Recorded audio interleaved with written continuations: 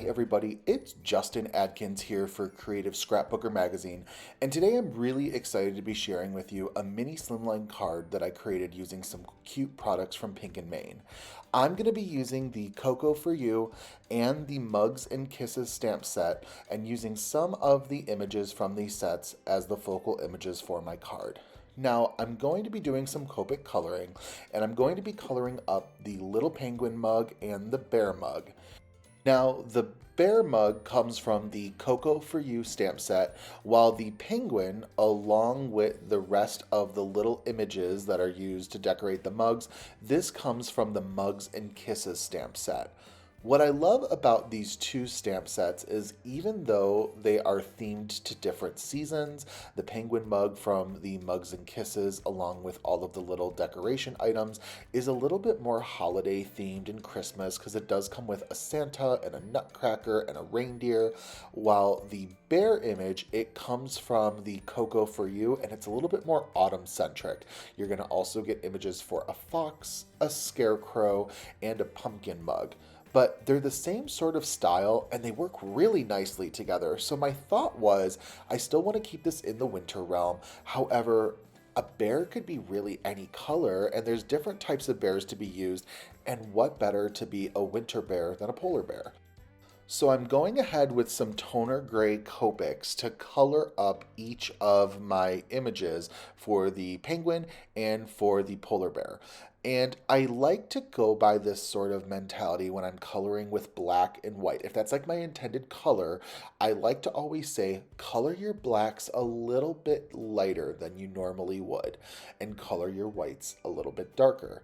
The reason for that is if you want your image to have a little bit of a three-dimensional shading to them, you're not going to want it to be just solid black or solid white. It's going to look really 2D, really flat. So I crank my black coloring down a little bit where I make it more of a lighter gray. So that way it really captures those shadows and those highlights. And then as you can see with this little polar bear, he's darker than white. He's not just a white polar bear like stark white. He's got some darker gray shading, and this just gives him some nice shadow and also some interest to the highlight areas. I always like to remind that when you are coloring with any sort of medium, whether it be markers, colored pencils, anything, feel free to twist your paper any way that you need it to go. The more comfortable that your hand will be while you're coloring up your image, the better your image is going to turn out. So don't feel bad. As you can see, I am twisting this paper, turning it all around to get some good angles. I am trying to make my hand move as least as I possibly can. And this just really helps me make sure that my hand is comfortable and my coloring is going to turn out the best that I can allow it to be. So twist that paper, don't contort your hand too much, and have fun. So I did decide on a color palette for this card, and I'm doing predominantly violets with blue greens, but my blue greens go a little bit more towards the blue than the green. I just think this is a fantastic color combination for any sort of winter projects. So I'm going in with these colors. You're going to see those purples and those blue greens come in these scarves. You're also going to see it come up as well with the little sprinkles that are in that whipped cream dollop, along with that striped straw as well. And then you're going to see a cinnamon stick is not going to be those colors. However, we are going to just have some fun with coloring that as well. So I'm going in with some shading to my little dollop of whipped cream along with my marshmallows and just making sure that it's not so stark white to give it a little bit of shading. And then after I'm done with that, I'm going to work on my little straw as well using those same cool grays.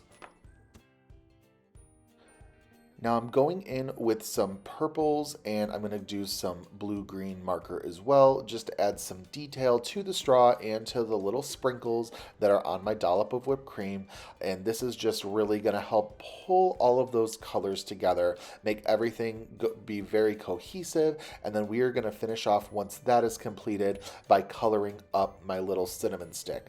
This is the only item of this project that's going to be a little different in terms of color. You're not going to find brown down anywhere else, but I couldn't resist using that cute little cinnamon stick. Now, both sets do come with coordinating dies, so no need to fussy cut. I do have them ready to go. I've grabbed some mint tape from my stash, and I'm going to go ahead and tack down each of my dies so that they are perfectly on top of my panel. Now, I just have to use the bare outline die from the Cocoa For You set. The rest of the dies do come from the Mugs and Kisses stamp set. I really recommend investing in a good low tack tape when it comes to die cutting to help hold your images in place when you're processing them through a die cutting machine. So I've got mint tape that I'm using. It'll come off nice and easy. What I do as a little bit of extra reassurance, I try my best when possible to not place tape directly onto the portion of my image that I've colored. If you have to do that, by all means, you're going to see some areas like I have my straws and it's easier to place the tape directly over and make it like a strip. But the reason that I try to avoid it whenever I can is sometimes when you're die cutting, you could apply a little too much pressure and it could pull off some of your colored image if it's touching. Next, what we're going to use is the layered Scallops mini and slim dies along with some glitter paper. I am using this purple paper from this Pink and Main summer glitter paper pack, and then from the winter glitter paper, I'm going to go in and grab some silver glitter paper as well. And these are going to add a really fun glittery scalloped edge to my mini slimline card. Using my dies, I'm going to reach for the largest die, and I'm going to die cut this from both of the colors of glitter paper. And I'm going to show you in a little bit, when you die cut both of them, how you're able to use them together. This is a really fun die set. You get a fun effect from these dies that just with a little bit of knowledge, it's really going to stretch your use of them, and it's going to give you a lot of opportunities for fun color combinations to use. So I've gone ahead, I'm tacking down my dies to my glitter paper. I'm going to process it through my die cutting machine. I'm also going to do the same with the purple glitter paper as well, and then I'm going to be able to set these aside for later. Now, I'm such a sucker for pattern paper, so I've grabbed the Hooray paper pack by Pink and Main, and I'm just going to be using this blue-green striped pattern. It's very, very light, and it's going to serve as a great background piece for my mini slimline card. So I've gone ahead and selected that paper, and I've also grabbed the Stitched Mini Slimline Rectangles set number 1. I'm going to be using the largest die from this set, and it's about 6 inches by 3.5 inches, and it's going to serve as the perfect background piece. Now keep in mind, for the dies that I'm using, they are for a 3.5 by 6 card, so that's the size card that I will be working with. Now I'm using the set 2, it's a different set of mini slimline dies, and I'm grabbing the second largest die, and I'm going to be die cutting this from some white blending cardstock. The reason I've selected this die is it fits perfectly into the inner portion of the mini scalloped edge die that I used earlier. Using that same mint tape that I used to tack down my projects, I am also going to be using it to help mask off a portion of my panel as well, because I'm going to blend this up to look like my mugs are sitting on top of a table. So I'm going in, I'm trying to get this line as straight as I possibly can, and I'm going to use some vintage photo distress ink to lay down a base, and I apologize, this is distress oxide ink, and then I'm going in with ground espresso distress oxide ink to help darken the bottom edge, and then blending it all out with that vintage photo distress ink blender once again.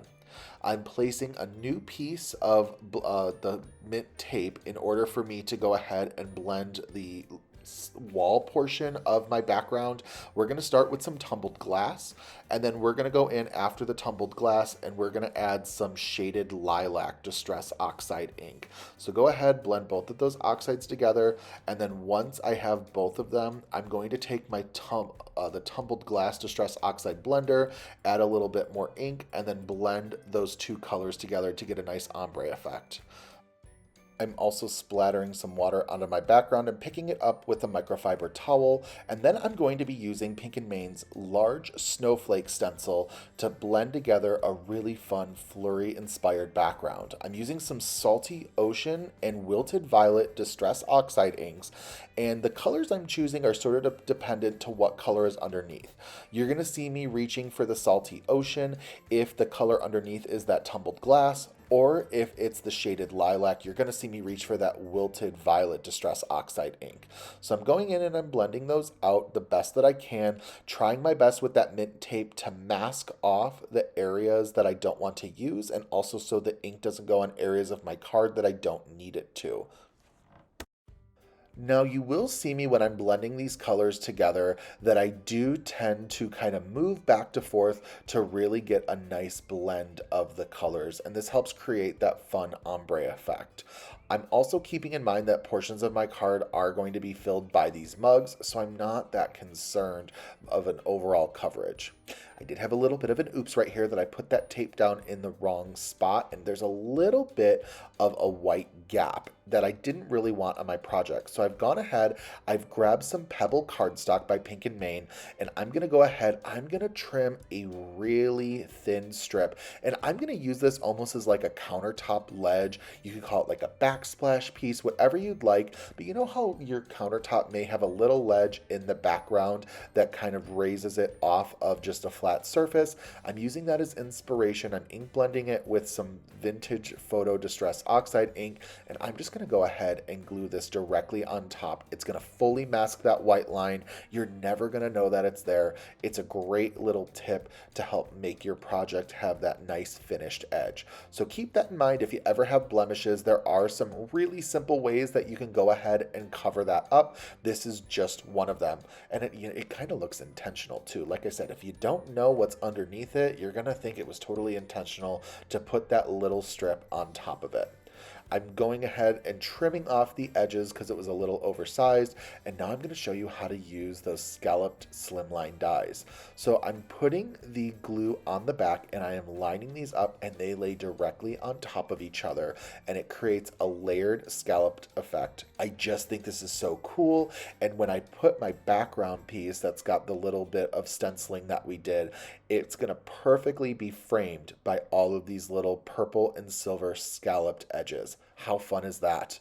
We're going to be able to then glue it directly onto our Hooray pattern paper that we have die cut with the mini slimline dies that are stitched. So it's going to have that nice stitched edging, and it's going to fit really nicely in that 3.5 by 6 inch area that we are working with. Now, using the You Warm My Heart sentiment from the Mugs and Kisses stamp set, I'm going to go ahead and get my sentiment all ready for my project. I am placing my sentiment onto some Night Sky cardstock, and I'll go ahead and pick it up with the door of my Misty.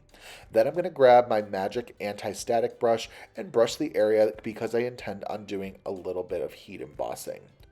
Now, using the Watermark Ink Pad by Pink & Main, I'm going to go ahead, stamp my sentiment down, and then I'm going to place some frosting embossing powder on top of it. So I grab a piece of scrap paper from my stash, take off the lid from my frosting embossing powder, pour it on top, and it's going to be ready for some heat embossing with my heat gun.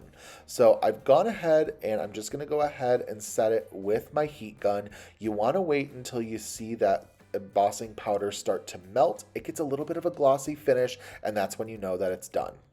Now, using the large sentiment strips, I've gone ahead and selected one that's going to fit my sentiment the best. I think it's the 4th largest that's included with the set. I'm going to go ahead and tack this down with a little bit of my mint tape, and to make sure that it's nice and centered.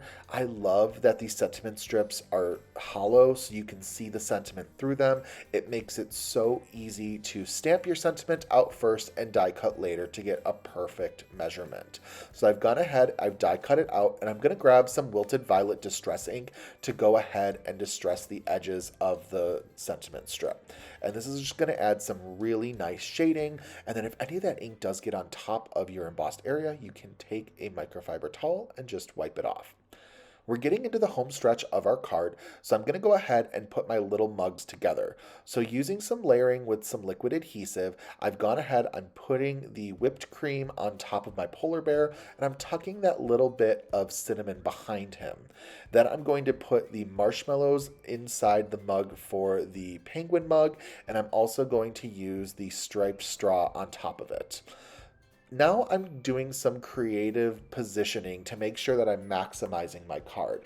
This was my original idea, was to have these mugs on each end, but I didn't really like how it looked space-wise, so I decided to shove both of the mugs to the left side of the card and put the sentiment more towards the right side. Now I am using liquid adhesive for both of my mugs to adhere them to my card panel, and then I'm going to reach and grab some foam tape to adhere my sentiment strip to my panel as well. This is going to give it a little bit of lift and a little bit of dimension to my project. Once that's in place, I'm going to grab some white glitter enamel dots by Pink & Main and add them to my card, just 5 of them, keeping it in odd numbers for interest, and then I'm going to go ahead and adhere it to my card base. My card base is a 7-inch by 6-inch panel. I've gone ahead and scored it at the 3.5-inch line on the 7-inch wide portion, and it gives me my perfect size card base. And there you guys have it. My card is all completed. Thank you so very much for stopping by the Creative Scrapbooker channel today. I hope this card provides you with some wintry inspiration and how Pink & Main can help make your next card a little bit cozier when the weather's a little cool. Once again, my name is Justin Adkins. You can find me on Instagram at JustinNoteByJustin, on YouTube as well at JustinNoteByJustin, and also my blog at www.JustinNoteByJustin.com. Thank you so very much again for stopping by, and have a crafty day. Goodbye.